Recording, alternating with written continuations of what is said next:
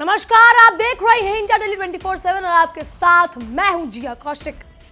भीख का कटोरा हाथ में थामे फटे हुए हाल में जीने वाले और अकल के मामले में बिल्कुल पैदल हो चुके हमारे पड़ोसी मुल्क की औकात आज पूरी दुनिया के सामने खुलकर आ चुकी है। जी हाँ, हम बात कर रहे हैं पाकिस्तान की, जिसकी अंतर्राष्ट्रीय पहचान आज सिर्फ दो ही चीजों में बची है। पहला, ग्लोबल आतंकवाद का मैन्युफैक्चरिंग हब होना और दूसरा, दुनिया भर के देशों के आगे कर्ज की झोली फैला लेना। जब खुद की औकात दो बूंद पानी की ना हो तो भारत जैसे महाशक्तिशाली देश को गीदड़ भभकी नहीं दी जाती। लेकिन शहबाज शरीफ की कठपुतली सरकार और रावलपिंडी में बैठे मुल्ला मुनीर की सेना को अब ये बेबुनियादी बातें कौन समझाए।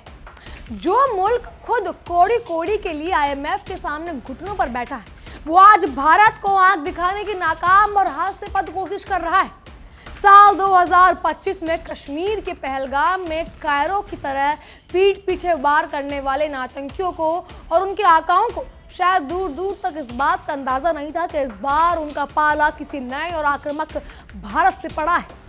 भारत ने जब अपनी संप्रभुता पर चोट देखी तो बिना किसी वक्त गवाए ऑपरेशन सिंदूर चलाकर पाकिस्तान के सीने पर ऐसा करहरा और गहरा दर्द जख्म दिया है कि उसकी आंखें आज भी रावलपिंडी की मिलिट्री हेडक्वार्टर यानी GHQ की दीवारों से गूंज रही हैं।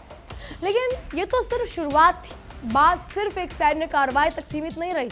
भारत ने इस बार पाकिस्तान की वो सबसे कमजोर और दुखती रग दबा दी, जिसके बाद उसका पूरा हुक्का पानी और दाना पानी पूरी तरह बंद हो चुका है। दशकों पुरानी सिंधु जल संधि यानी इंडस वाटर ट्रीटी को निलंबित करके भारत ने वैश्विक मंच पर साफ शब्दों में ये कड़ा संदेश दे दिया कि निर्दोष भारतीयों का खून और पाकिस्तान के खेतों को सींचने वाला पानी एक साथ कभी नहीं बह सकते।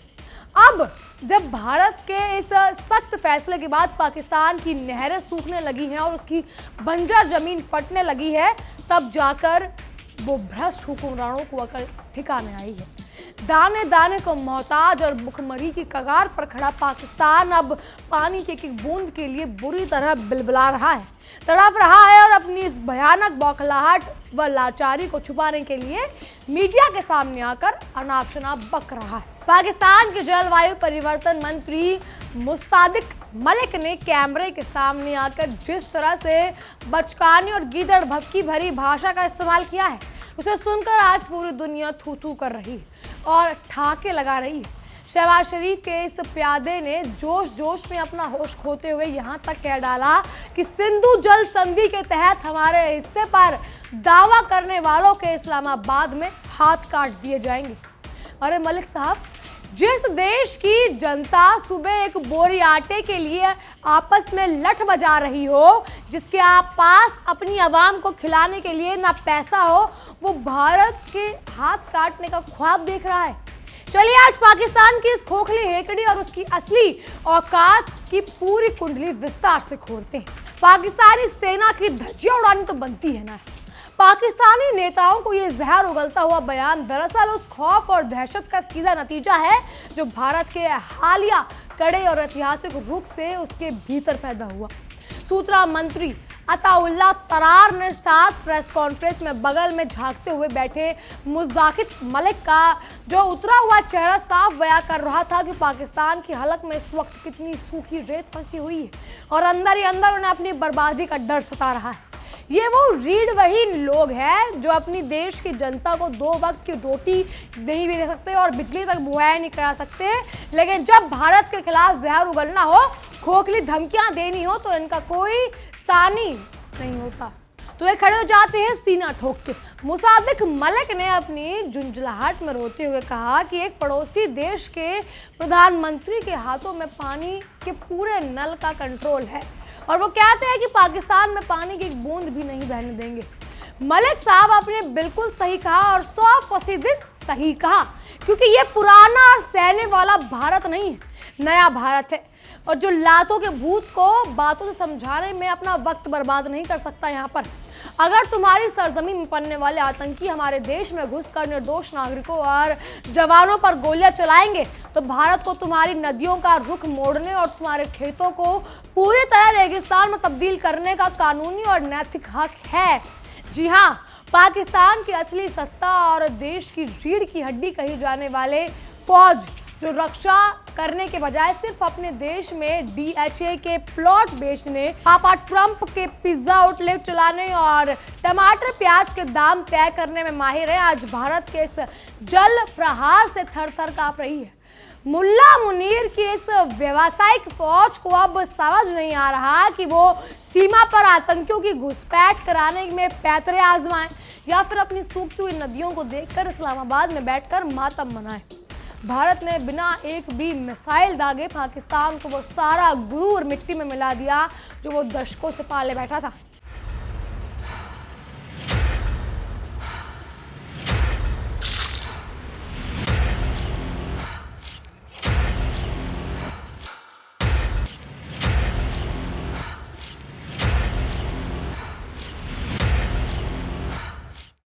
मुसाद्दिक मलिक का ये हास्यास्पद धमकी कि हम भारत के हाथ काट देंगे इस वक्त सोशल मीडिया पर दुनिया भर में मीम्स के लिए सबसे बड़ा उपकरण या जरिया बन चुका है। जिस देश की सेना का गौरवशाली इतिहास यही रहा हो कि जंग में मैदान में जाते ही सिर्फ 90,000 सैनिकों के साथ सफेद झंडा उठाना और घुटने टेकना जानती हो, वो भारत जैसे परमाणु देश या परमाणु संपन्न देश के हाथ काटने की बात और मुंह से कर भी कैसे सकता है। इतिहास गवाह है कि जब जब तुमने पीठ पीछे वार करके भारत से टकराने की जरूरत करी है तब तब अपने ही देश को 2 टुकड़ों में करवा बैठे। 1971 की उस शर्मनाक हार का घाव आज तक भरा नहीं होगा शायद आपका, और चले भारत को युद्ध की धमकी देने। पाकिस्तानी सूचना मंत्री ने तो प्रेस कॉन्फ्रेंस में बगल में बैठकर बड़े आत्मविश्वास के साथ झूठ का दावा कर दिया कि सिंधु जल समझौता आज भी उनके पूरी तरह लागू है और भारत इसे एक तरफा रद्द या निलंबित नहीं कर सकता। ये लोग अंतर्राष्ट्रीय संधियों और कानून की दुहाई आज ऐसे दे रहे हैं जैसे पाकिस्तान दुनिया का सबसे बड़ा कानून पसंद और शांति प्रिय देश हो।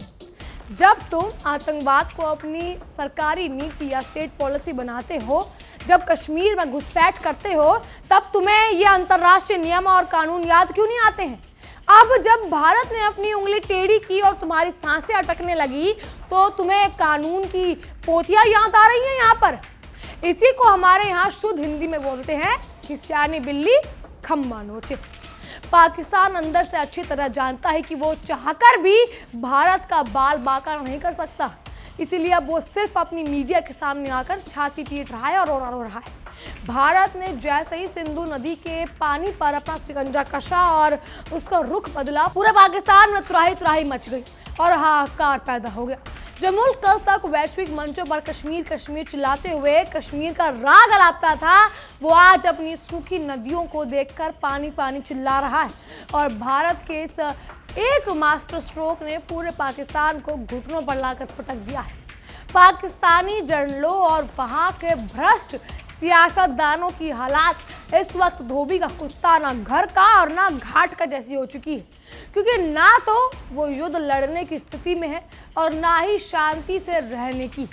भारत के खिलाफ आतंकवाद के जिन जहरीले सांपों को उन्होंने दशकों से अपनी सरजमी पर दूध पिलाकर पाल रखा था, आज वही सांप उनकी अपनी अर्थव्यवस्था और देश के अस्तित्व को डस रही है। भारत ने इस बार दो टूक और कड़े लहजे में साफ कर दिया कि जब तक तुम्हारी सरजमी पर चलने वाला आतंक का ये गंदा कारखाना पूरी तरह से नेस्तनाबूद नहीं होगा, तब तक पाकिस्तान की प्यास बुझाने के लिए भारत की पवित्र नदियों से एक एक बूंद पानी भी सीमा पार नहीं जाने दिया जाएगा। पाकिस्तान के इन हुक्मरानों को हमेशा ये गलतफहमी रहती है कि वो भारत को अपने परमाणु बम की खोखली धमकी देकर ब्लैकमेल करते रहेंगे और पर्दे के पीछे से आतंकवाद का खेल खेलते रहेंगे। लेकिन भारत के वर्तमान नेतृत्व ने इस बार उनकी सबसे बड़ी रणनीतिक और बौखलाहट या भौगोलिक कमजोरी पर ऐसा अचूक वार किया है और उनके होश उड़ा दिए। पानी के बिना किसी भी देश के कृषि, उद्योग और पूरी अर्थव्यवस्था तार तार हो जाती है और ताश के पत्तों की तरह ढह जाती है। और पाकिस्तान तो वैसे ही आर्थिक रूप से वेंटिलेटर पर है, आखिर सांसें गिन रहा है। ऐसे में भारत के इस एक ऐतिहासिक फैसले ने पाकिस्तान के ताबूत में आखिरी कील ठोकने का काम करा है। मुसादिक मलिक का ये खोखला बयान कि हम हर कीमत पर अपने पानी की हिस्से की रक्षा करेंगे और अब भारत को प्रवाह रोकने की अनुमति नहीं देंगे, सिर्फ और सिर्फ अपनी घरेलू जनता को गुस्सा शांत करने और अपनी लाचारी को छुपाने का एक नाकाम नाटक है। हकीकत तो ये है कि आज के टूटे हुए पाकिस्तान के पास ना तो इतनी सैन्य ताकत बची है और ना ही इतनी आर्थिक हिम्मत है कि वो भारत के किसी भी रणनीतिक कदम का सामना कर सके। वो अंदर से बहुत अच्छी तरह जानते हैं कि अगर भारत ने पूरी दुनिया से पानी का विलाप बंद कर दिया तो पूरी के पूरे पाकिस्तान का नक्शा चंद दिनों के भीतर धूल और बंजर की रेगिस्तान में तब्दील हो जाएगा। मैदान जंग से लेकर कूटनीति के इस मंच तक सच्चाई यही है कि पाकिस्तान अब सिर्फ खोखले वादे, झूठी कस्में और मीडिया के सामने नौटंकी भरी धमकियां ही दे सकता है, क्योंकि जमीन पर कुछ करने की उसकी असली बिसात है नहीं। भारत ने ऑपरेशन सिंदूर के जरिए जो करारा सैन्य सबक सिखाया, उसकी गूंज अभी रावलपिंडी में शांत भी नहीं हुई थी कि इस नए जल संकट ने पाकिस्तान के हुक्मरानों की रातों की नींद और दिन का चैन पूरी तरह से छीन लिया। अब वो चाहे जितनी भी साझा प्रेस कॉन्फ्रेंस कर लें या तो अंतर्राष्ट्रीय अदालतों में दरवाजे खटखटा लें, ये बदला हुआ भारत अपने राष्ट्र हित के फैसले से 1 इंच भी पीछे नहीं हटने वाला। आतंकवाद का अंजाम यही होगा। इस पूरे विवाद और पाकिस्तान की झटपटाहट के बाद बिल्कुल साफ हो चुका है कि जो देश आतंकवाद को अपनी सरजमी पर पालने की गंदी आदत नहीं छोड़ेगा, तो भारत के निर्दोष नागरिकों और वीर जवानों का खून बहाने की काराना साजिश रचेगा। उसका अंजाम इससे भी ज्यादा खतरनाक और बदतर हो सकता है। भारत अब 2 दशकों या वो दशकों पुराना कमजोर देश नहीं रहा जो आतंकी हमलों के बाद सिर्फ कड़े शब्दों में निंदा प्रस्ताव करके और संयुक्त राष्ट्र में शिकायत दर्ज करवाकर चुप बैठ जाता था। आज का भारत ईंट का जवाब पत्थर से देना बखूबी जानता है और अगर जरूरत पड़ी तो दुश्मन की बंदूक को शांत करने के लिए उसकी नदियों का पानी रोककर उसे प्यासा तड़पाने का भी दम रखता है। शहबाज शरीफ की सरकार और उनकी आका पाकिस्तानी फौज को अब ये हकीकत जितनी जल्द हो सके समझ लेनी चाहिए कि आतंकवाद और शांति की बातचीत या आतंकवाद और भारत की नदियों से पानी की सप्लाई, ये दोनों चीज़ एक साथ कभी नहीं चल सकते।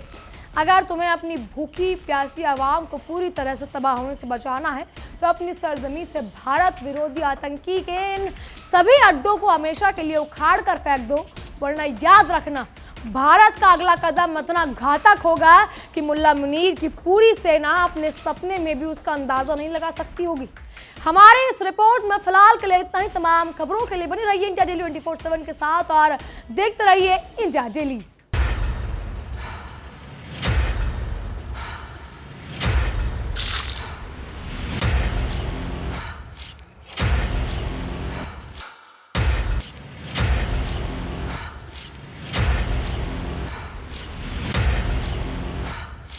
देखिए इंडिया डेली 24/7 अब आपकी स्मार्ट टीवी पर।